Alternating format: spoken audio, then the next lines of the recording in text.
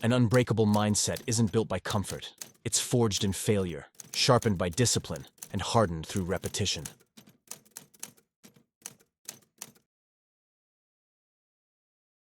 The Unbreakable Mindset. Think like a high performer and win. If you enjoy the books I publish here, hit like and subscribe.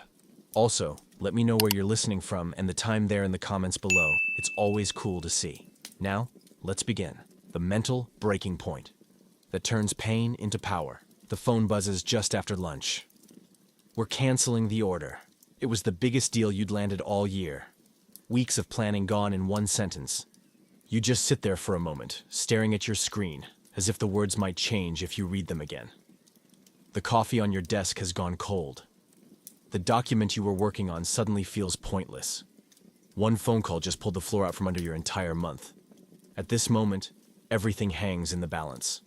Not just their bank account, not just their business, but their mindset, the silent force that shapes every choice, every action, every next step. Because what happens in the next 60 seconds will decide everything that follows. Will they sink into a spiral of self-doubt and despair? Will they start questioning their abilities, their worth, their future? Will this one setback become the story they tell themselves forever? Or will they choose a different path, the path that separates high performers from the rest? The path that transforms crushing defeats into powerful comebacks? The path that rewrites failure as fuel for growth? This is the moment of truth, the mental breaking point that reveals who you really are, and more importantly, who you're capable of becoming. Most people think mental toughness means never feeling pain. They picture high performers as emotionless machines, immune to doubt, fear, or disappointment. But that's not toughness. That's emotional numbness. And numbness isn't strength, it's avoidance. True mental toughness looks different.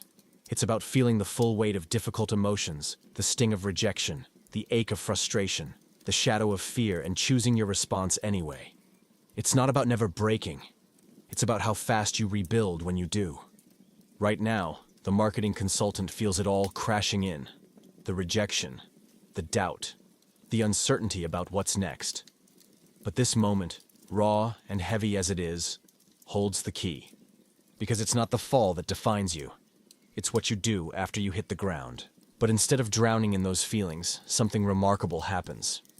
They don't push the pain away. They don't numb the disappointment or hide from the fear. They feel it, fully, raw and unfiltered. They honor the weight of the moment, the loss, the frustration, the uncertainty. They let it settle in, without judgment. And then they ask a different kind of question. Not, why did this happen to me? A question that traps you in helplessness. But what can I learn from this? Not, how could I have prevented this? A question that breeds regret. But how can I use this to get stronger? Not, what's wrong with me? A question that fuels self-doubt. But what's possible now? This simple shift rewires everything. Because the questions you ask aren't just idle curiosities. They are the architects of your reality. The focus you choose becomes the lens through which you see your world. The meaning you assign becomes the foundation on which you build your future. And this is the first secret of an unbreakable mindset. It's not about what happens to you. It's about the meaning you make from what happens to you. High performers know this truth deeply, a truth most never learn. Events themselves are neutral. Circumstances don't carry power on their own. What gives them power, what makes or breaks you, is the story you tell yourself about those events. The very same rejection that shatters one person's confidence fuels another's fire to rise. The exact failure that convinces someone they're not built for success becomes a masterclass for someone else. The setback that breaks one person's spirit is the launching pad for another's legendary comeback. It's never about what happened. It's always about how you interpret what happened. The meaning you assign. The story you tell yourself in the quiet moments when no one's watching. And here's the real power in this. You get to choose your story. You hold the pen. You decide what things mean. You control the narrative, how events shape you or propel you forward. This isn't about sugarcoating or forcing false optimism. It's not pretending pain doesn't exist. It's not hiding from reality or running from hard emotions. This is cognitive sovereignty, the unshakable understanding that while you can't always control what life throws at you, You always control the meaning you give it. The marketing consultant who just lost their biggest client, they're standing at a crossroads. They could tell themselves any number of stories. I'm not good enough. The competition is too fierce. I should have seen this coming. I'm a failure. And in the heat of the moment, those stories might feel like gospel truth.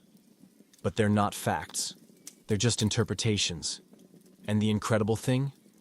Interpretations can be rewritten, so they choose a different story. This client wasn't the right fit. This frees me to chase better opportunities. This is valuable feedback I can use to sharpen my approach. This is the universe redirecting me towards something bigger, something better. Same event, different story, completely different outcome. Because the story you tell yourself becomes your reality. Tell yourself you're a victim and you'll behave like one. Tell yourself you're a failure, and failure will follow you everywhere. Tell yourself you're defeated and you'll give up before the fight even begins. But tell yourself you're resilient and you'll push through every obstacle. Tell yourself you're learning and you'll keep growing with every step. Tell yourself you're being redirected and you'll stay open to new possibilities and opportunities. This is the power of an unbreakable mindset. Not the strength to never break, but the wisdom to choose what breaking means. And the courage to use that meaning to rebuild, stronger than before. But here's the truth most people resist. Failure isn't the opposite of success. Failure is a part of success. It's not something that happens on the way to winning, it happens because you're trying to win. The entrepreneur who never fails is the one who never risks. The athlete who never loses is the one who never pushes their limits. The artist who never faces rejection is the one who never shares their work. Failure isn't proof you're not good enough. Failure is proof you're playing a big enough game to matter. High performers get this. They don't see failure as a verdict on their worth. They see it as data-valuable insights about what's working and what's not. Setbacks don't make them quit, they make them recalibrate and keep going. The software engineer whose code gets rejected doesn't say, "I'm terrible at this." They say, "I just learned what doesn't work. Now I know what to fix." The teacher whose lesson plan falls flat doesn't think, "I'm not cut out for this." They think, "This approach didn't land. Time to try something new." The sales professional who loses a big deal, they don't say, "I'm just not cut out for this." They say, "Now I know exactly what this client needed and where I missed the mark." Same event, different lenses, completely different future. Because when you shift how you think about failure, you change how you respond to it. Change your response, and you change what you learn from it. Change what you learn, and you accelerate how fast you improve. Change how fast you improve, and you transform your entire life's trajectory. This is the compound effect of an unbreakable mindset. It doesn't just help you survive the hard moments. It helps you thrive because of them. It doesn't just protect you from setbacks. It flips setbacks into comebacks. But here's the catch. Building this mindset takes practice. Your brain? It's wired to see threats as permanent, personal, and everywhere. That survival instinct saved your ancestors' lives. But today, it keeps you trapped, stuck in the same patterns, the same fears, the same doubts. You have to retrain it. To spot opportunity in adversity.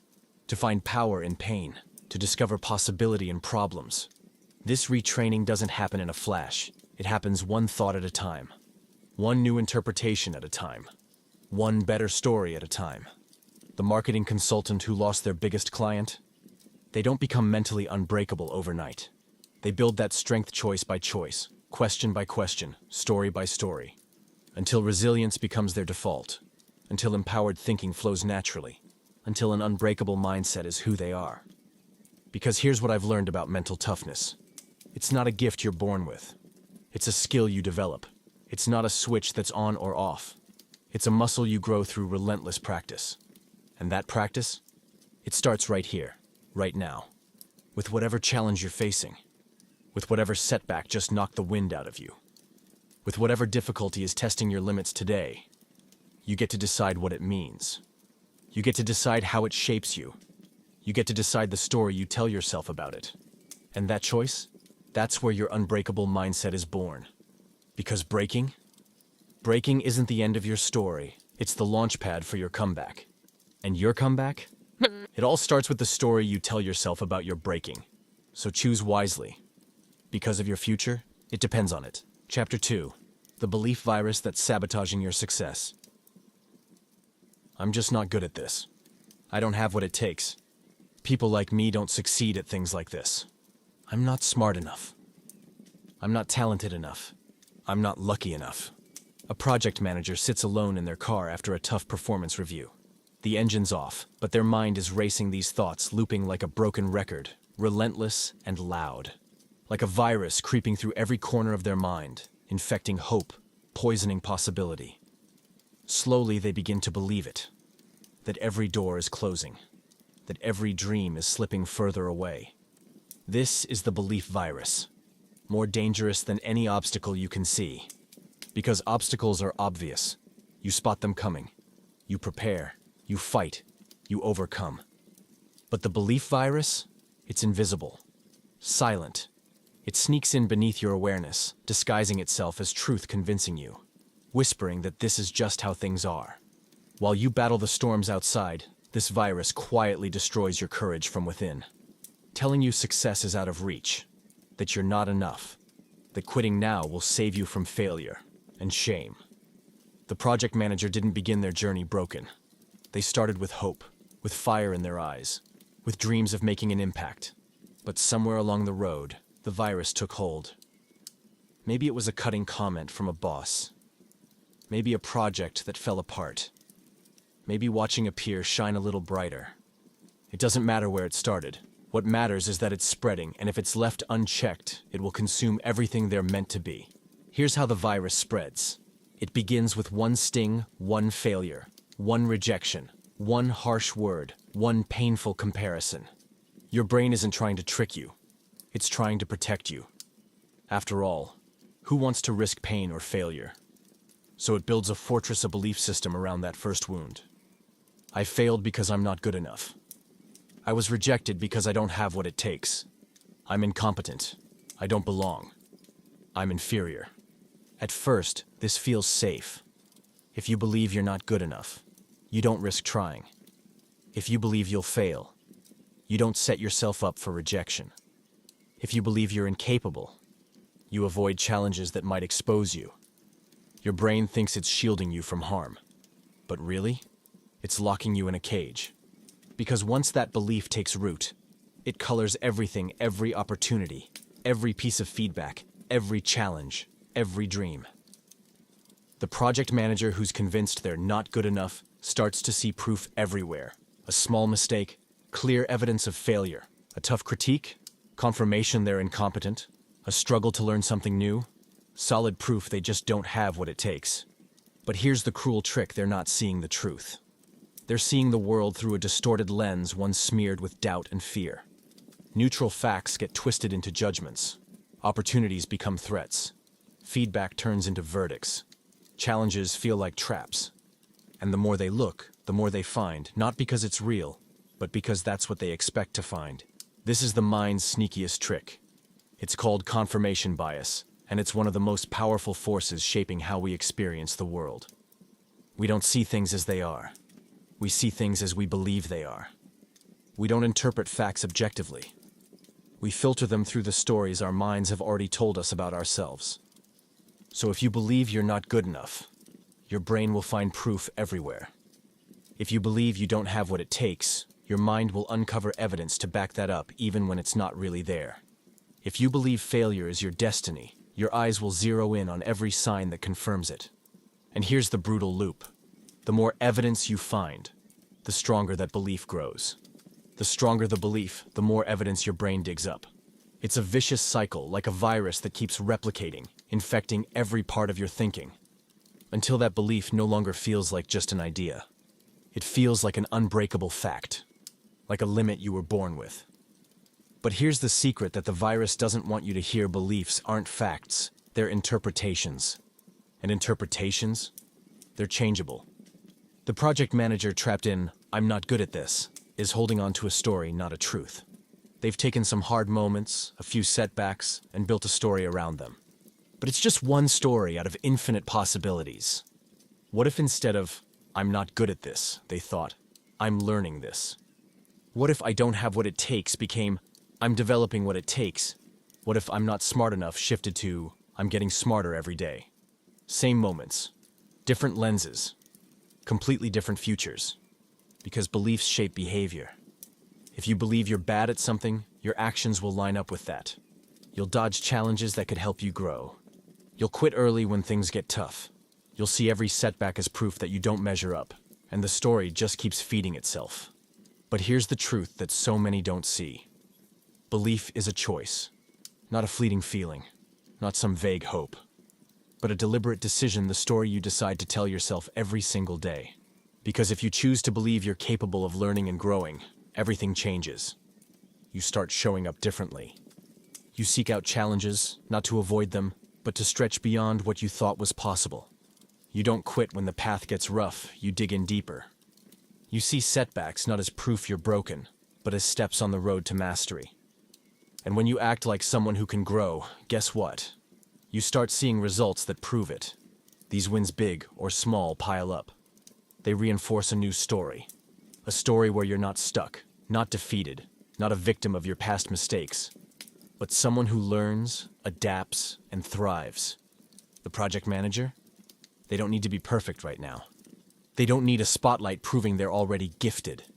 All they need is the belief, fierce and unwavering, that they can get better, that every mistake is a lesson, every rejection is a redirection, that growth is possible, no matter the setbacks. This shift from I can't to I'm learning sparks a ripple effect, a positive cycle that lifts you higher instead of dragging you down. It turns the limiting belief virus into an empowering one. But here's the catch. This isn't some magic switch you flip and forget. It's a daily practice, a commitment to gather proof, real, undeniable proof that you're moving forward. Celebrate the small wins. Notice when you learn something new. Collect the evidence that shows growth is happening, even when it feels slow. Because that evidence is your armor, your foundation, your fuel to keep going when doubt creeps in. And as your belief grows stronger, so does your ability to overcome, to reinvent, to become the person you were meant to be. The project manager who wants to believe they're capable of learning and growing starts paying attention, really paying attention. They notice moments when they handle a situation better than they would have 6 months ago, small wins that quietly stack up like bricks, building a stronger foundation. They acknowledge the new insights they gain, even if they're tiny or feel imperfect. They celebrate when they push through a challenge that once felt impossible. This isn't about ignoring mistakes or pretending they're perfect. It's about choosing where to put their focus. Instead of zooming in on every failure or limitation, they lean into the evidence of progress, no matter how small. They build a belief system rooted in possibility instead of inadequacy. And here's the magic in this approach. The more evidence you collect for your empowering beliefs, the more natural they become. Like muscles, those beliefs strengthen with every repetition. The more natural they become, the more your mind automatically defaults to thinking in ways that lift you up rather than hold you down. And when your thoughts shift, your actions follow. You begin taking steps that once felt impossible, moving in directions you never thought you could. Until, one day, empowering beliefs aren't just something you practice, they become who you are. Growth mindset becomes your default setting. Believing in your potential becomes as effortless and automatic as breathing. This is how high performers think, not because they never doubt themselves, but because they've trained themselves to doubt their doubts. Not because they never face limiting beliefs, but because they've learned to challenge those beliefs and choose better stories. Think about the software engineer wrestling with imposter syndrome. They don't pretend those feelings don't exist. They meet the feelings head-on and ask, is this fear real or just noise? Or the teacher wondering if they're making any difference at all. They don't shove the worry aside. Instead, they look for the moments, no matter how small, where they've touched a life, changed a mind, sparked a smile. The entrepreneur doubting their ability to succeed. They don't silence the fear. They feel it, then act as if success is possible anyway. This is the antidote to the belief virus, not a promise to erase doubt completely, but a way to grow beliefs that are stronger than your doubts. Not to eliminate limiting thoughts, but to fill your mind with growth-oriented ones that overpower those old, worn-out fears. Here's the truth I've learned about beliefs. You will believe something about yourself. You will think thoughts about your capabilities. You will carry assumptions about what you can and can't do. The real question isn't whether you have beliefs. It's which beliefs will win, the ones that limit you or the ones that set you free. The ones that shrink your world or the ones that expand it. The ones that fuel fear or the ones that fuel growth. And here's the good news. That choice is always there. Right now. At this very moment. With every limiting belief running through your mind, you can pause and say, is this really true? Or is there a better way to see this? You can challenge the stories your mind is telling you. You can replace them with something more powerful. Not because the new belief is necessarily more true in some absolute sense, but because it's more useful. Because it serves your growth instead of your fear. Because it opens doors instead of slamming them shut. The project manager, sitting quietly in their car, has a choice. They can let the belief virus keep spreading, accept the story that says, I'm just not good enough. They can surrender to the idea that this is all there is, that they've hit their limit. Or they can do something different. They can question the virus. They can challenge the story they've been told. They can choose a new, more empowering belief. Not because it's easier, but because it's possible. And possibility, that glimmer of maybe, is all you need to begin. Your beliefs aren't your destiny. They're just your starting point. And starting points can always be changed. The belief virus is real. But so is the antidote. And the antidote, it's always within reach. All you have to do is decide to take it. So, what will you choose? Chapter 3. The Confidence Code. How high performers own their success. The presentation is in 10 minutes. 50 executives in the room, the biggest opportunity of their career. And a sales director is standing in the bathroom, staring at themselves in the mirror. Their hands are shaking. Their hearts are racing. Their mind is spinning with worst-case scenarios. What if I forget what to say? What if they ask questions I can't answer? What if I embarrass myself in front of everyone? This is the moment when most people's confidence crumbles. When self-doubt takes over. When fear wins. But high performers do something different in these moments. Something that separates them from everyone else. Something that turns terror into triumph. They don't try to eliminate the fear. They don't pretend they're not nervous. They don't wait for confidence to magically appear. Instead, they use what I call the confidence code. A set of mental strategies that create unshakable self-assurance even in the most challenging moments. And the first rule of the confidence code is this. Confidence isn't a feeling, it's a decision. Most people think confidence is something you either have or you don't. Something you feel or don't. Something natural or not at all. But that's not how confidence works. Confidence isn't an emotion that just happens to you.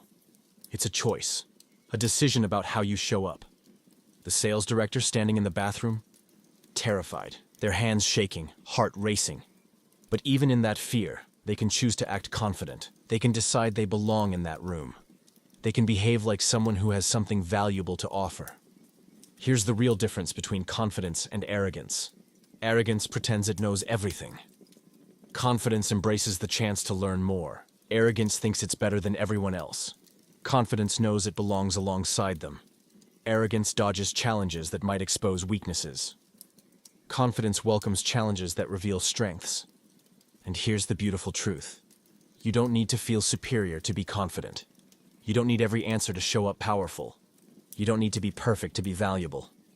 You just need to decide that you belong, that you have something to contribute, that you're worthy of being in the room.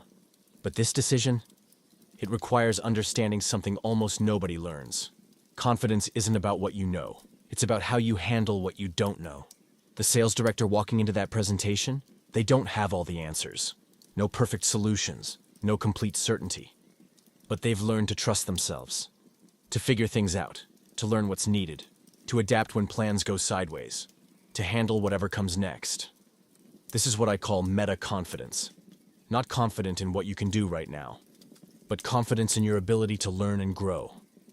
Not confident in what you know, but confidence in your capacity to find out. Not confidence in perfection, but confidence in your potential. This kind of confidence, it's unshakable, because it doesn't hinge on external factors. It doesn't need perfect prep. It doesn't demand guaranteed outcomes. It's built on something far stronger. Your track record of figuring things out. your history of learning and growing, your proven ability to face challenges head-on. Think about it. You've been in tough spots before, faced problems you didn't know how to solve, sat in rooms where you felt out of place, tackled challenges that felt impossible, and you figured it out. You learned what you needed to learn. You adapted when you needed to adapt. You handled what you needed to handle. This is evidence, proof that you're capable of more than you think. Data that backs your ability to rise to the occasion. But most people ignore this evidence. They fixate on their failures instead of their recoveries. They replay their mistakes instead of their growth. They dwell on weaknesses instead of strengths. High performers, they do the opposite. They collect evidence of their capability like a treasure hunter. They build what I call a confidence portfolio, a mental collection of every time they succeeded, overcame, and grew stronger. The marketing manager nervous about a client pitch, they remind themselves of the last tough client they won over. The teacher anxious about a challenging class, they remember the struggling student they helped turn around. The entrepreneur worried about a pitch, they recall the investor who said yes when everyone else said no. This isn't arrogance, it's realism. It's acknowledging the facts of their journey instead of focusing only on fear. And this evidence-based confidence, it's powerful because it's not fantasy. It's not wishful thinking. It's rooted in proven capability. But building your confidence portfolio means changing how you view your past. Most people remember their wins as luck and their losses as proof they're not good enough. They dismiss their successes as flukes and their failures as final verdicts. This thinking is backwards. Your successes aren't accidents. They're proof of what you can do. Your recoveries aren't luck. They're proof of your resilience. Your growth isn't coincidence. It's evidence of your potential. The software engineer who cracked that tough problem? Not luck skill. The project manager who turned around a sinking project? No chance leadership. The consultant who won the impossible client? Not timing, persuasion, and value. These aren't random moments. They're data points. Evidence of strength. Proof of what's possible. The more evidence you collect, the stronger your confidence grows. Not because you're perfect, but because you're capable. Not because you never fail, but because you always figure it out. And here's a truth that can change everything about how you move forward. Confidence and action don't wait for each other. Most people think, I need to feel confident before I act. They wait for certainty. They wait for the right moment. But confidence doesn't work that way. Confidence comes through action, not before it. You don't act because you feel confident. You become confident because you act. The sales director who walks into that presentation terrified, but acting confident, they discover something amazing. Showing up confidently actually creates confidence. Behavior fuels feeling. Action births emotion. This is called embodied cognition. The way you hold your body shapes the way you think and feel. The way you speak shapes your mental state. The way you act shapes your emotional experience. Stand tall and you feel powerful. Speak clearly and you feel certain. Make eye contact and you feel connected. Take up space and you feel worthy of that space. This isn't fake till you make it. This is acting your way into feeling. This is using your behavior to create your experience. High performers know this truth. They don't wait to feel confident. They act confident and let the feeling catch up. They don't wait to feel ready. They act ready and let readiness develop. The teacher nervous about a tough conversation? They don't wait for nerves to disappear. They step into that conversation anyway, speaking clearly, with purpose. And in the act of showing up confidently, they become confident. The entrepreneur uncertain about their pitch? They don't wait for certainty. They deliver the pitch with passion and fire. And in the act of acting certain, they build certainty. This is the confidence code in motion. Not the absence of doubt, but the decision to act despite doubt. Not the absence of fear, but the choice to move forward with fear. Because here's what I've learned about confidence. It's not about feeling fearless. It's about feeling fear and choosing courage anyway. It's not about having every answer. It's about being willing to find the answers. It's not about perfection. It's about being willing to be imperfect in service of something that matters. The sales director trembling in the bathroom? They didn't wait for the fear to vanish. They walked into that room. They gave their pitch. They answered what they could. They admitted what they didn't know. They promised to find the answers they needed, and they won the deal. Not because they were perfect, but because they were confident in their ability to deliver value. Not because they had all the answers, but because they were committed to finding the right answers. This is what real confidence looks like. Not arrogance, not certainty, but the willingness to show up and figure it out. The choice to act like you belong. The courage to contribute even when you're unsure if you're ready. And this confidence, it's available to you. Right now. In whatever challenge you face. In whatever situation you're standing in. You don't have to wait to feel ready.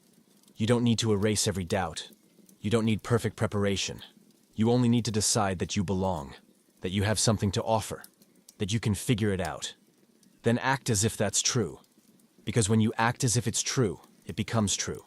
When you behave as if you're confident, you become confident. When you show up as if you belong, you do belong. This is the confidence code, not a feeling to wait for, but a decision to make, not an emotion to hope for, but an action to take. Your confidence isn't waiting for some future moment when you feel ready. It's waiting right now in this moment, when you choose to act ready. The code is simple. Decide you belong. Act like you're capable. Show up like you have value. And watch the feeling follow the action. Watch confidence rise from the choice. Watch your reality shift because you decided it would. Because confidence isn't something you have. It's something you do. And you can start doing it right now. Chapter 4. The Emotional Storm. Testing and Strengthening Your Mind. The call buzzes in at exactly 2:17 p.m. A simple message. My office. Now. No explanations, no pleasantries. A financial advisor's chest tightens. That kind of message never brings good news. They feel the weight before they even answer, the sinking certainty that a major client is about to walk away. The walk down the hallway stretches longer than it should. Each step pounds with a mix of dread and disbelief. Their mind is a whirlwind, replaying every meeting, every decision, every missed detail.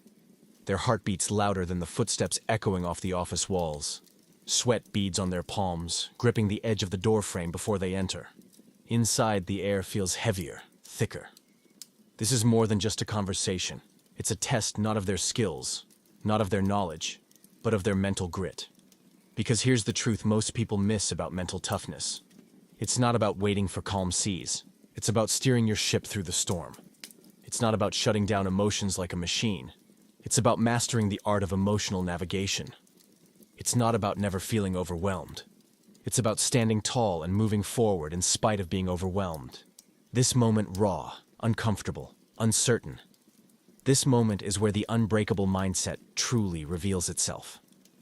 Most folks picture mental strength like a cold steel fortress, no cracks, no leaks, no feelings. They imagine high performers as emotionless machines, walking through fire without flinching, no fear, no anger, no doubt. But real mental toughness, it's nothing like that. That cold shell, that's emotional suppression.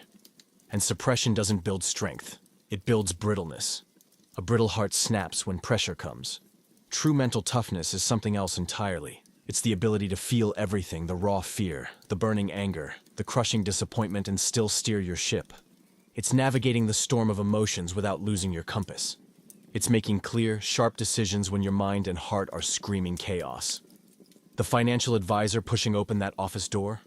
They're swimming in a tidal wave of feelings. Fear clawing at their chest, the terror of losing it all. Anger simmering, burning at the unfairness, at the hand dealt. Shame whispering that harsh voice of not good enough. Anxiety twisting the uncertainty of what comes next. But here's where the story flips. Instead of drowning in those waves, they do something few can. They lean into the feelings. They meet them head on, no flinching. They feel the fear, the anger, the shame, the anxiety fully, completely, without letting those feelings steer their actions. This, my friend, is what I call emotional sovereignty. The deep knowing that you can't always control what floods your heart, but you can control what you build with those floods. Because emotions? They're not commands. They're signals. When fear pulses through you, it's a signal flashing, danger might be near. But it's not a signpost saying, run. When anger boils, it signals, something is wrong here. But it doesn't order you to lash out. When sadness sinks in, it tells you, you've lost something. But it doesn't say, give up now. Emotions are data raw facts to be processed, not verdicts to be obeyed. That financial advisor feels the fear, it's the alarm blaring that their security is shaking. But the fear isn't telling them how to act.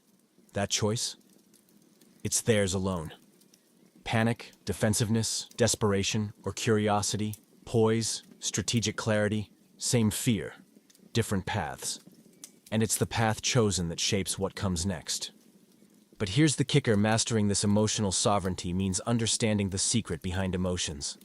They're not wild storms that come out of nowhere. They're born in your mind. From the meaning you assign. From the stories you replay about what's happening. That financial advisor's fear? It's not the meeting itself. It's the thoughts about the meeting. The stories running in their head. This is the end. I'm failing. I won't survive this. Change the story. Change the meaning. And you change the emotional weather. Change your internal narrative, and the storm calms. This isn't about sugarcoating hard truths. It's not about pretending a storm is sunshine. It's not about running away from the raw, uncomfortable feelings that hit when life pushes hard. No, it's about understanding something far deeper. Your emotions aren't fixed realities, they're shaped by the stories you tell yourself. And those stories, they can be rewritten, instead of spiraling into, "This meeting means I'm finished." What if the thought was, "This meeting is a chance to learn what's really going on and how I can turn it around," instead of the crushing, "I'm a failure"? What if you told yourself, "This is a tough moment, but one that's helping me grow stronger," instead of, "This is a disaster"? What if you thought, "This is a signal data I can use to improve and adapt"? Same event, different thoughts, different feelings, completely different outcomes. But let's be real, switching your mental channel in the middle of a storm. That's like trying to steer a ship in a hurricane with one hand tied behind your back. Your brain is flooded with stress chemicals. Your nervous system is yelling fight or flight. Logic takes a back seat, and panic drives the wheel. That's why the best performers don't just practice skills when the coast is clear. They build emotional muscle before the storm hits. They train themselves to use the moments of calm to prepare for the chaos ahead. They develop what I call the pause. That tiny, powerful space between what happens and how you respond. Between the flood of emotion and your next move. When the financial advisor feels that creeping fear, they don't jump to react. They pause, they breathe deep, they recognize what's rising inside. They say to themselves, "Yeah, I'm scared. That's natural. But I'm not a slave to this fear. I get to decide how to act." And that pause, it's everything. It carves out space. Space to think clearly. Space to plan strategically. Space to choose your path instead of being swept away. In that space, everything shifts. You're no longer battling your feelings.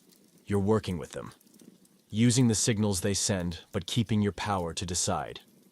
Here's one last truth about emotional mastery that often gets overlooked. There's a huge difference between feeling something and being defined by it. When anger rises, you're not an angry person. You're someone feeling anger. When fear strikes, you're not a fearful person. You're someone experiencing fear. When sadness weighs you down, you're not a sad person. You're someone going through sadness. This subtle shift in how you see yourself, it's huge. Because if you become your emotions, they control you. But if you observe them, you can choose how to respond. That financial advisor, they don't say, "I am terrified." They say, "I am experiencing terror." The difference? One traps you, the other frees you. Here's the truth most people miss. Observers have a freedom victims don't. Observers can step back. They can see the full picture. They can weigh their options. They can choose their next move with intention, not impulse. This is the heart of emotional intelligence. Not the absence of powerful feelings, but the power to feel deeply without losing your grip on what matters. And like any muscle, this ability grows stronger with practice.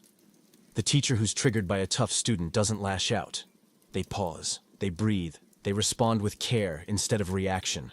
The entrepreneur drowning in setbacks doesn't drown in despair. They separate their feelings from their plan. They keep moving forward. The manager, frustrated with a team that's falling short, doesn't explode or give up. They use that frustration as a signpost, a signal pointing to what needs to shift.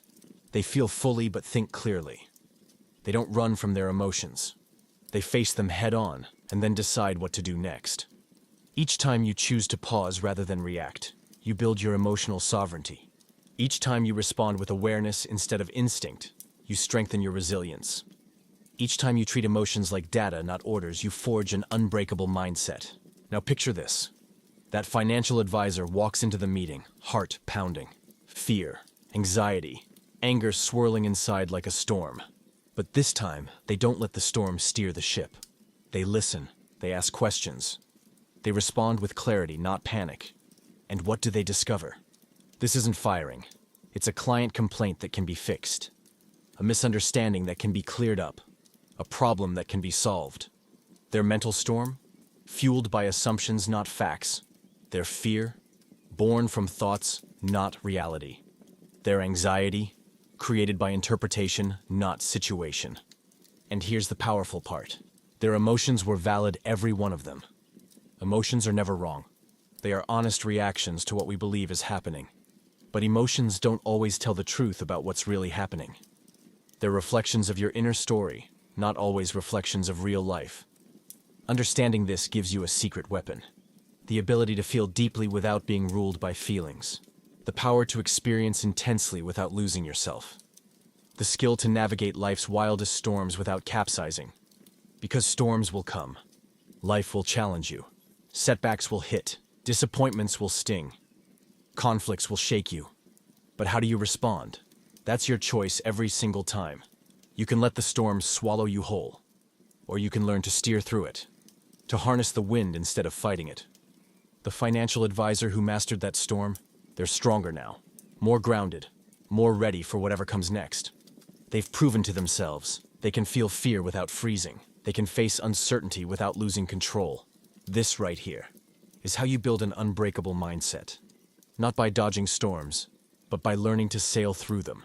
With awareness, with choice, with unshakable sovereignty. Because that's what high performers do. They don't wait for the skies to clear. They learn to dance in the rain. Chapter 5. Fueling your rise through challenge and change. The rejection feels like a cold gust slipping through a cracked window on a late autumn afternoon. An experienced nurse sits quietly in the break room, staring at the message on her phone. After careful consideration, we've chosen to move forward with other candidates. It's not just a job she lost today, it's the hope of leading the new community health initiative she poured years of heart into. She thinks about the long shifts, the nights spent learning new procedures, the sacrifices made to stay sharp, to be better. And now, all of it feels like it slipped through her fingers. A voice whispers doubts she thought she'd left behind years ago. Maybe I'm not cut out for this anymore. Maybe it's time to slow down. But in that quiet moment, a different question begins to take shape. What if this isn't the end? What if it's a redirection?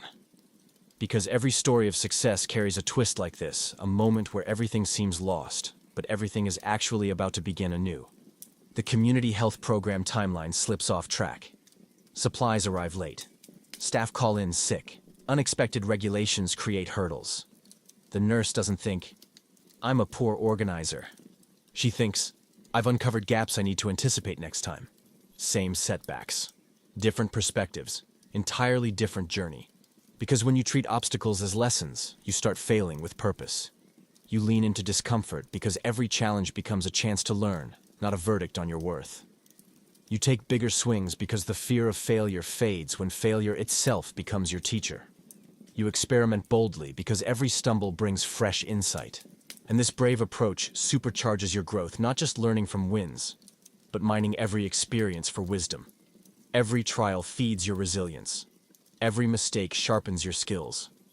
But this kind of growth demands more than a change in mindset. It demands a change in the words you speak to yourself. Your inner dialogue shapes the whole story you live. Instead of saying, I messed up, say, I gained valuable insight.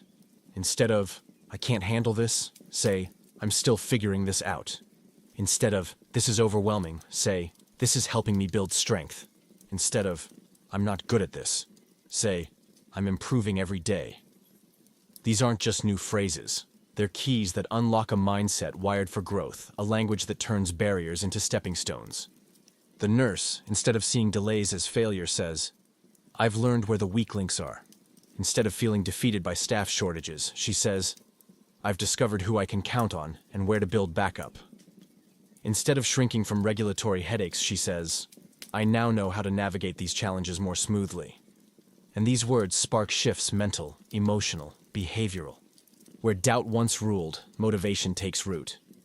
Where frustration brewed, determination grows. Where endings loomed, new beginnings ignited. She starts mapping out contingency plans. She reaches out to new community partners. She builds a support network for crisis days. She hones skills to handle curveballs with confidence. The setbacks that could have derailed her become blueprints for resilience. The obstacles that might have blocked her path become bridges to the next level. This is the engine of growth in motion. It doesn't erase difficulty, it reshapes it. It doesn't block progress, it fuels comebacks. It doesn't avoid storms, it teaches you how to sail through them. And every time you choose to see growth instead of defeat, you're stoking this engine. Every moment you turn a setback into a lesson, you're strengthening your resilience. Every time you treat a failure not as an end, but as a stepping stone, you're building a mindset that won't quit. Until this perspective becomes your default. Until spotting opportunity and hardship is second nature. Until leaning into a challenge feels like breathing. The nurse who once felt overwhelmed by a canceled shipment? Months later, she leads a community health initiative that runs smoother than ever, not because the setbacks disappeared, but because she learned to use them as building blocks. Not because she avoided the pain of those early struggles, but because she transformed it into progress. This is the magic that happens when you fire up your growth engine, when you refuse discouragement and choose development, when you swap "I can't" for "not yet," when you decide growth is the only option. Your growth engine is idling now. Your obstacles are waiting for their transformation. Your setbacks are ready to pivot into comebacks. The only question: will you flip the switch? Will you ignite the mindset that turns everything, every challenge, every failure, every tough day into fuel for your rise? Because with a growth mindset, nothing truly stops you. Not rejection, not mistakes, not unexpected detours. Everything becomes data to learn from. Every difficulty turns into a doorway forward. Every no refines your yes. That's the power of growth. That's the secret behind mental toughness that lasts. That's what separates those who break under pressure from those who break through it. Chapter 6. How your self-talk shapes every choice and creates your future. The house is silent except for the slow hum of the refrigerator and the distant sound of a train passing by. In the dim light of the kitchen, a retired school teacher sits alone at the table, hands wrapped around a cold mug. Their mind is tangled in a storm of relentless self-criticism. You're too old to start over. You've wasted your best years. Who's going to listen to someone like you? This voice, it's familiar. It speaks with the certainty of decades lived. Yet it's nothing more than the harsh echo of doubt dressed up as truth. The inner critic doesn't shout from outside. It sneaks inside your mind and convinces you it's your own. It points to every missed opportunity, every regret, every what if and if only. But here's the truth most never grasp. That voice is not reality. It's a story you've been telling yourself, often without realizing. A story fueled by fear, not fact. The retired teacher could give in to the narrative of defeat, accept that their time has passed, that dreams should be shelved, that change is for the young. Or they can choose a different story. They can tell themselves, it's never too late to grow. I have wisdom no one else has. My experience is valuable, and my voice matters. This isn't just positive thinking. It's reclaiming the narrative from the critic who thrives on fear. Because the inner critic's power lies in the silence, it creates the silence of hope, of courage, of possibility. When you speak back, when you remind yourself that growth and purpose don't have expiration dates, you're not denying fear. You're outsmarting it. You're telling that voice, I'm not defined by doubt. I'm defined by what I choose to do next. And that choice? That's where true strength begins. But recognizing the difference isn't enough. The inner critic is relentless. It's practiced at hijacking your thoughts, steering you back into fear, doubt, and hesitation. It's the mental static that drowns out your authentic voice. So you need a new strategy. Not to silence the critic, that's impossible, but to acknowledge it without letting it run the show. Imagine a seasoned jazz musician playing a wild solo. The critic is the dissonant note, noticeable, jarring, but ultimately part of the composition. The authentic voice is the melody that carries the song forward. You don't erase the dissonance. You blend it, channel it, keep the rhythm alive. You create space between you and the critic. You become the listener instead of the prisoner. You don't believe every thought your mind throws at you. You evaluate, you question, you choose. The person facing their inner critic might say, "I hear you, fear, but I'm going to keep moving forward anyway." Or, "Thank you for the warning, doubt, but I'm focused on growth, not safety." Because here's the truth. Your authentic voice is waiting. It's the voice that's seen every failure and come back stronger. It's the voice that understands progress is messy and imperfect.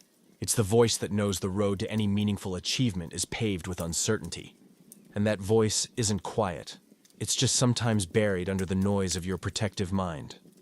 So when the night gets loud with self-doubt, remember, that noise is part of the process, not the destination. You don't have to defeat your inner critic, you just have to learn to dance with it, to lead with your authentic voice, letting the critic follow without controlling the steps. Because true courage isn't the absence of fear or doubt, it's the decision to keep moving forward, even when those voices scream otherwise. And that's where real power lives. In the space where your authentic voice rises above the noise. Where you step into your potential despite the critic's warnings. Where you choose growth over comfort, action over hesitation, and belief over fear. The next time your mind turns into a battlefield, remember, the war isn't between you and your inner critic. It's between the life you settle for and the life you're capable of creating. And you hold the pen. You write the story. You decide which voice leads. But here's the tricky part. The critic has a megaphone, and the authentic voice often whispers. The critic thrives on repetition, cycling the same doubts like a broken record. It clings to the worst-case scenarios and ignores the facts that don't fit its narrative. Imagine a seasoned jazz pianist facing a difficult passage. The critic is the harsh voice in their head shouting, "You'll never nail this." The authentic voice is the steady rhythm, patiently reminding them, "You've played harder songs before. You can get through this." The difference? The pianist can choose which voice to listen to. They can notice the critic's shout but tune it out to the melody of their own experience and skill. This is what cognitive diffusion looks like in real life.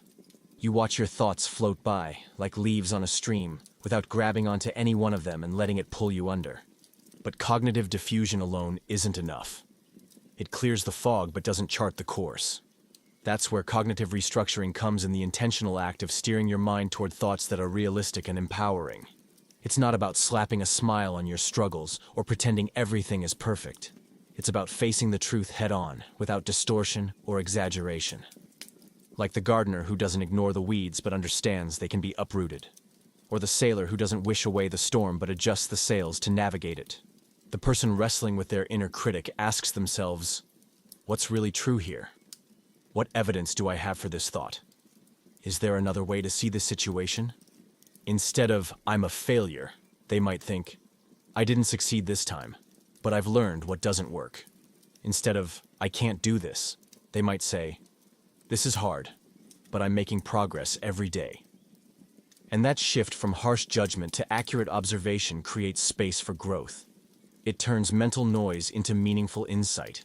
It transforms self-doubt into a compass pointing toward improvement. Because your thoughts don't define you, your choices do. The choice to notice, to question, to reframe, and to move forward anyway. This is where true mental freedom begins. When you're no longer captive to the loudest voice in your head, but empowered by the wisest one. And that's how an unbreakable mindset is born, not from silencing the critic, but from refusing to be ruled by it. The restless mind, caught in a loop of harsh self-judgment, can learn to pause and question itself. Instead of swallowing the inner critic's voice whole, the individual begins to ask, "Is this really true? Where's the proof?" The voice that once whispered, "You're going to fail," now faces a simple challenge. How do I know that's the case? What evidence backs this up? The thought that shouts, "You're a fraud," meets a calm reply. What examples do I have that show my value and competence? The assumptions, soaked in fear and doubt, start to unravel. Because most critical thoughts are based more on emotion than fact. They're shadows cast by anxiety, not solid truths. When exposed to the light of reason, these thoughts often lose their grip. They're not lies. Exactly, sometimes they're half-truths or misunderstandings. But they're rarely the whole story. And in that space between doubt and clarity, new thoughts can take root. Not empty platitudes, but honest, grounded perspectives. Instead of "I'm doomed to fail," it becomes "this is a chance to learn and grow." Instead of "I don't have a clue," it shifts to "I'm figuring it out one step at a time." Instead of "I'm an imposter," it turns into "I bring unique skills and I'm still sharpening my craft." This isn't wishful thinking. It's a recalibration, a clearer lens through which to view the struggle. But here's the secret weapon: the inner coach. While the inner critic throws stones, the inner coach offers a steady hand. This is the voice that says, "You've got what it takes to start, and every day brings progress." It's the voice that reminds you, mistakes are lessons, not verdicts. It's the voice that encourages, keep moving, because what you're doing matters. Just like the critic, the coach's strength grows with practice. With patience and intention, the encouraging voice gains volume.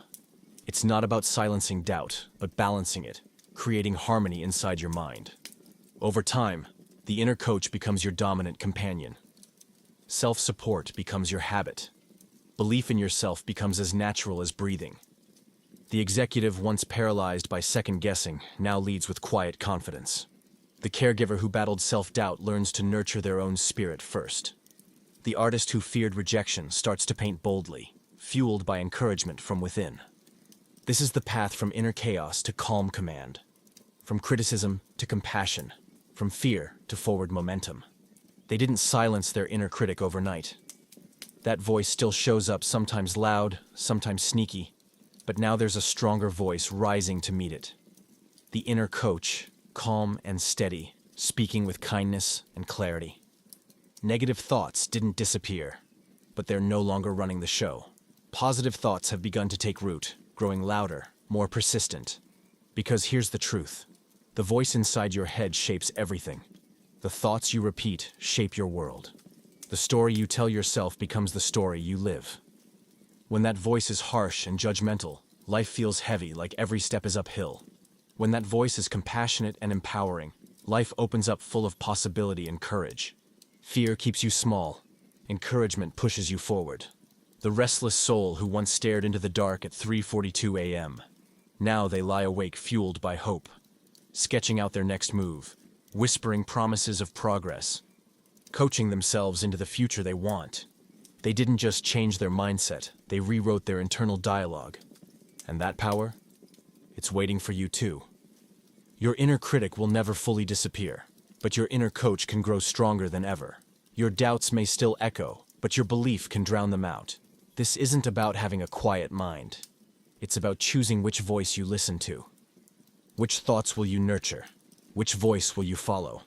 Because that conversation inside your head between doubt and courage is the blueprint of your life. Choose the words that lift you up.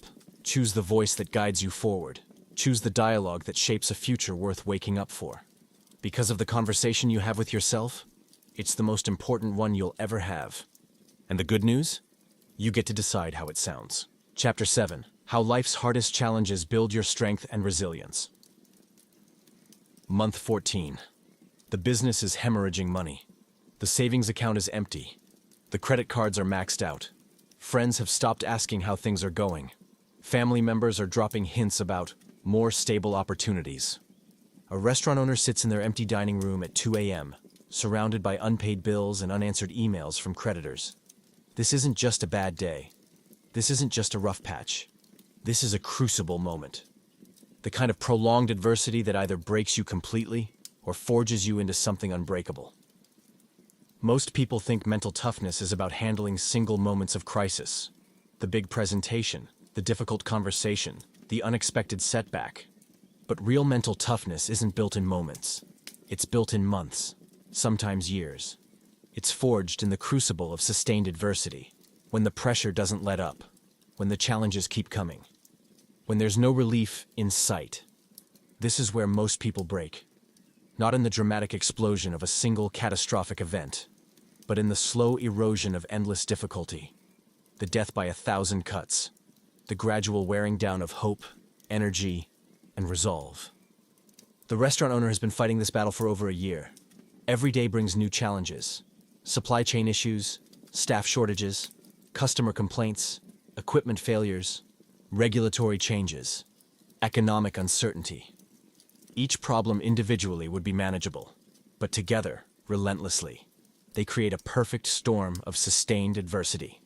The kind that tests not just your skills or knowledge, but your fundamental character, your core resilience, your deepest reserves of mental strength.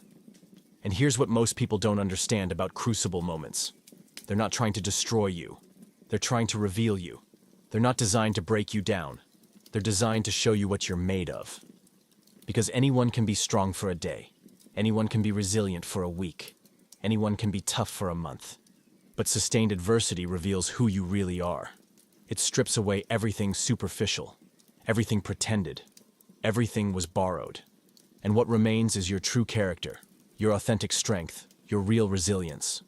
The restaurant owner sitting in that empty dining room is discovering something about themselves, something they never knew they had, something that can only be revealed under extreme pressure. They're discovering they're stronger than they thought, more resilient than they imagined, more capable than they ever believed. But this discovery doesn't come like a lightning bolt. It's not sudden or spectacular. It comes through what I call the grinding.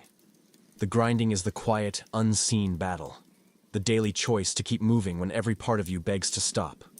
It's waking up after another night of restless sleep, eyes heavy, heart heavy, and still showing up. It's the stubborn decision to stand up for the 100th time after life has knocked you flat. It's the promise you make to yourself to try again, even though every attempt before felt like failure. The grinding isn't glamorous. It's not loud. It's not the kind of thing that fills a crowd or headlines a speech. It's simply grinding. Day after day. Week after week. Month after month. Showing up when the bed feels too warm and the world feels too cold. Working when your spirit feels drained. Believing without any clear sign that things will get better. Hoping, even when hope feels like a fragile thread. And that relentless grinding, is where an unbreakable mindset is forged. Not in the moments of triumph, not in the cheers or the applause, but in the long stretches between victories. It's in the persistence, the tiny wins, the endless trudging forward when no one is watching. The grinding teaches you truths that no success ever could. It reveals you're tougher than you thought, stronger than you gave yourself credit for. It proves you can endure storms that once seemed impossible. The restaurant owner learns to run on 3 hours of sleep, fueled by stubbornness and a flicker of faith.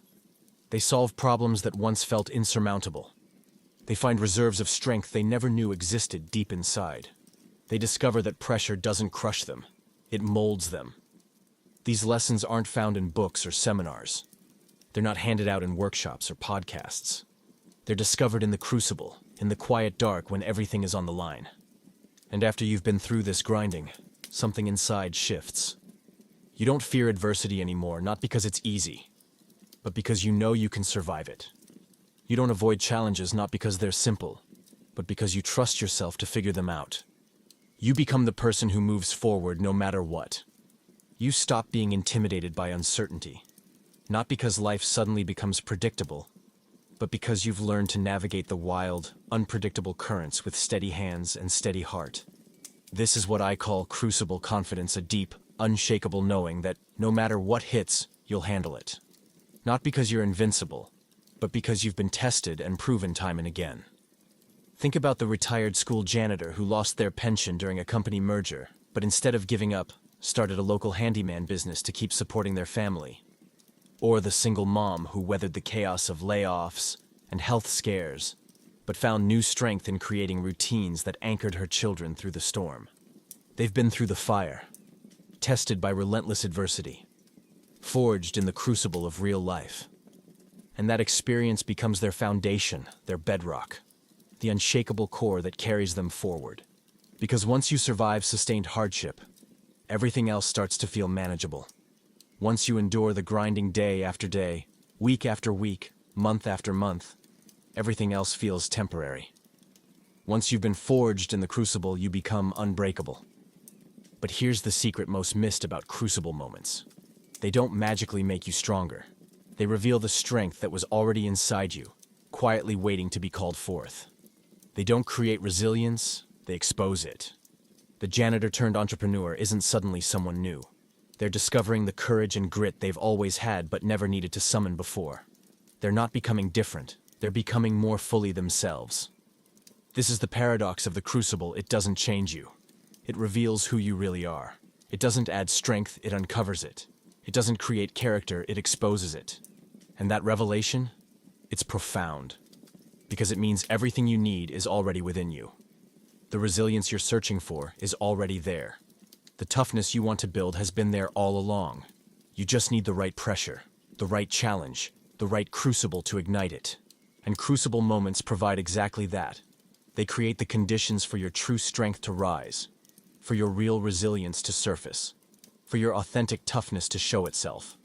But surviving the crucible requires something most don't realize. The goal isn't to escape the pressure. The goal is to be transformed by it. Most people spend their energy searching for a way out. They seek relief. They want the pressure to stop. But high performers, they do something different. They lean in. They embrace the heat. They use adversity as fuel for transformation. The single mom doesn't waste time wishing her job was secure. She focuses on building skills that open new doors. The janitor doesn't dwell on lost retirement plans, she invests in creating new opportunities. This shift changes everything. Because when you stop running from the crucible, you start learning from it. When you stop resisting the pressure, you start harnessing it. When you stop fighting adversity, you start growing through it. And this is where the real transformation happens, not in avoiding the fire, but in being forged by it. The software engineer who spends months debugging a system doesn't just fix a problem, they develop patience, persistence, and resilience that lasts a lifetime. The project manager who wrestles with a year-long crisis doesn't just save the project. They build leadership muscles, sharpen stress management, and hone strategic thinking that redefine their career forever. The consultant who rebuilds their entire practice after losing their biggest client doesn't just recover their income. They develop resilience, adaptability, and a business savvy that makes them unstoppable. The crucible doesn't just test you, it transforms you. It doesn't simply reveal your strength, it multiplies it. It doesn't just expose your character, it refines it.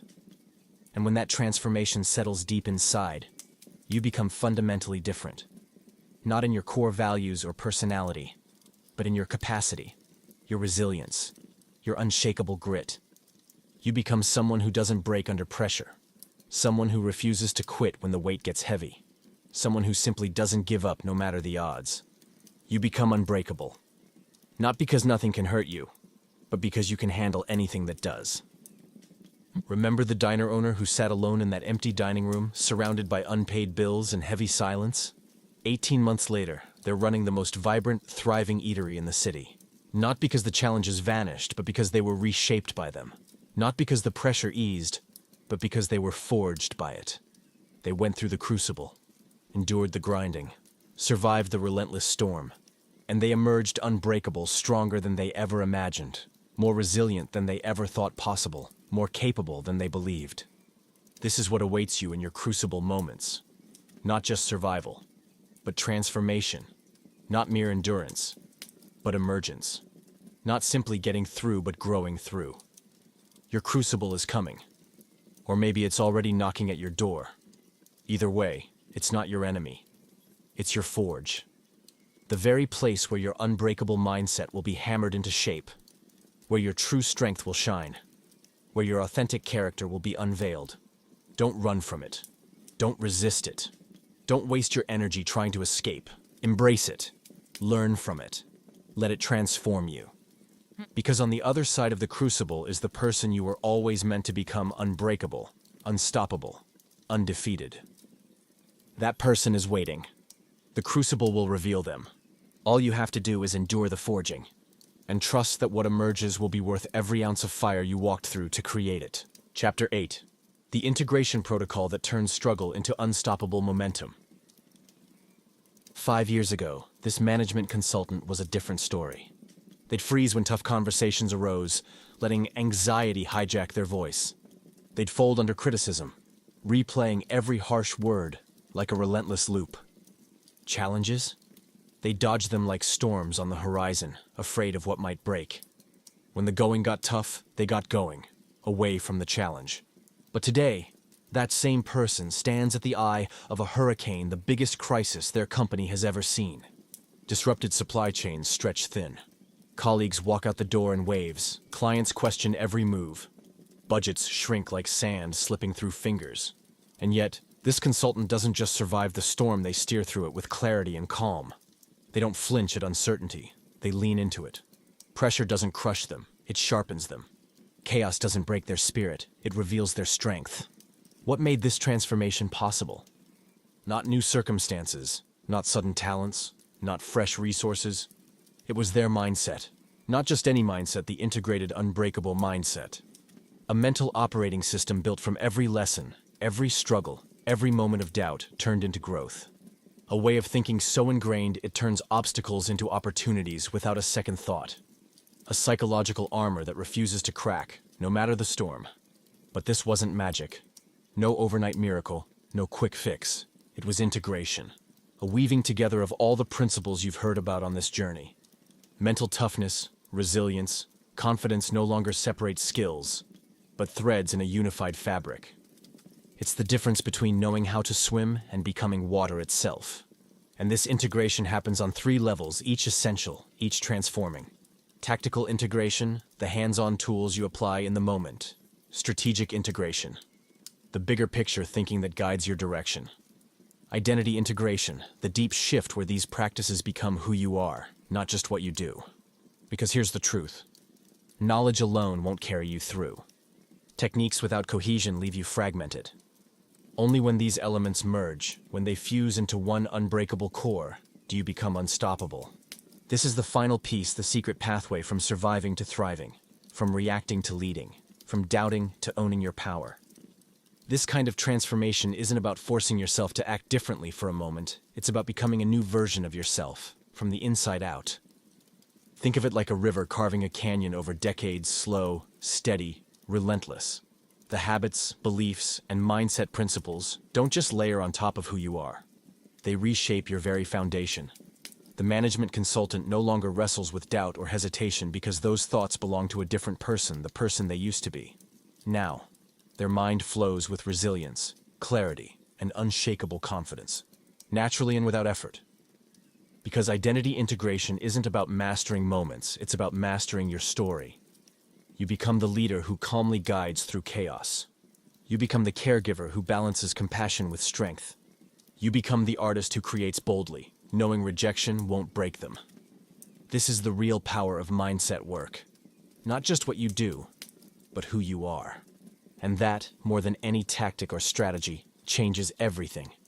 Because when your unbreakable mindset is woven into your identity, you no longer just face challenges. You embody the strength to overcome them before they even arise. You don't have to remind yourself to be resilient, it's simply who you are. You don't have to convince yourself to keep going, it's just what you do. You don't need permission to step forward, you were born to lead. And this is the gift waiting for you on the other side of integration.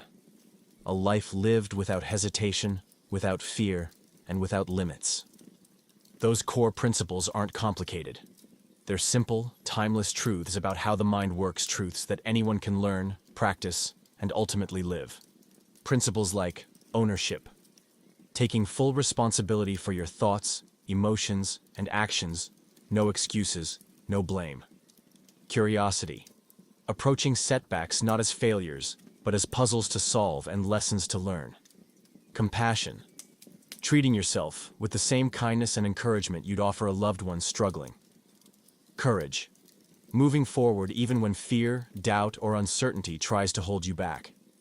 Consistency, showing up day after day, not because you're perfect, but because progress is made in small, steady steps. When these principles become your foundation, mindset work stops feeling like a chore or a list of rules. It becomes a natural rhythm, a way of being that supports everything you do. The retired school teacher, the management consultant, the artist, they all reach this place not by chance, but by mastering these core truths and embedding them deep into their daily lives. Because this is the secret. Unbreakable mindsets aren't built in moments of crisis. They're crafted in quiet, ordinary moments of choice over and over again until those choices become who you are. So ask yourself, which principles are guiding your story? And which ones are waiting for you to make them part of your identity starting right now? Because your future self isn't built on luck or talent. It's built on the principles you choose to live by, day after day. Imagine the management consultant from 5 years ago, fragile, overwhelmed, and uncertain, standing at a crossroads. The chaos of their world pressing down like an unbearable weight. But today, they've become someone else entirely, not by magic, not by chance, but by embodying 5 powerful truths. Principle 1. You are not your circumstances. The storms outside the layoffs, the missed targets, the endless crises don't shape their reality. What shapes it is their response. When life shakes the ground beneath them, they don't collapse. They stand firm, knowing that it's their interpretation, the story they tell themselves, that defines their experience. Principle 2. Growth is always possible. No matter how frozen the moment feels, no matter how tight the cage, they know the bars can bend. They've learned to stretch beyond old limits, like a tree reaching for sunlight through a crack in the pavement. They understand that growth isn't reserved for the young or the lucky. It's available to anyone willing to take the next step. Principle 3. Strength comes from struggle. The bumps, bruises, and broken pieces of their past aren't scars, they're medals. Each challenge chipped away the weak and built a tougher core. Like a blacksmith forging steel, adversity hammered them into resilience. The harder the struggle, the stronger they become. Principle 4. Your thoughts are not facts. They've stopped mistaking every fearful whisper for truth. When doubt creeps in, they observe it as if it were a passing cloud, something temporary. Something to learn from, but not something to obey blindly. Feelings are fleeting, beliefs are flexible, and their mind is not their master. It's a tool. Principle 5. Action creates confidence. They no longer wait for the perfect moment, the flawless plan, or the surge of courage. They step forward first. They build their confidence brick by brick, step by step, with every deliberate move. Because confidence isn't a gift, it's the result of doing. These aren't just ideas to nod at or motivational quotes to save. They're the way this person lives. They don't try to be mentally tough, they are mentally tough. Resilience isn't something they practice occasionally. It's who they've become. Confidence isn't a mask they wear, it's woven into their very fabric. This transformation, the one that turns fear into fuel and doubt into direction, is not reserved for a rare few. It's waiting for you. You've already gathered the knowledge, you've studied the methods, you've glimpsed the possibilities. Now comes the real work, integration. Not a single leap, but countless small, intentional steps. Every time you choose hope over fear. Every time you act despite uncertainty. Every time you speak kindly to yourself when the critic shouts. Every time you see setbacks as springboards rather than stop signs. Each choice weaves these principles into your identity, making unbreakable thinking your natural state. Until, one day, you wake up and realize you're no longer trying to be strong. You are strong. That's the power of integration. Not more learning, not just more understanding, but becoming. Because the ultimate goal of mindset development isn't just having tools at your disposal, it's becoming someone who doesn't need tools at all. You already hold the pieces. Now, it's time to become whole. The management consultant leading their team through a crisis isn't fumbling with strategies. They're being strategic. They're not juggling techniques, they're embodying principles. They're not working on their mindset, they're living from their mindset. This is the transformation waiting for you. Not just learning what it means to have an unbreakable mindset, but becoming someone who is unbreakable. Not just understanding mental toughness, but living mental toughness every day. Not just knowing resilience principles, but breathing resilience as your natural way of being. Your journey to integration begins now, with your next challenge, with your next setback, with your next chance to choose courage over doubt. You don't need perfect conditions.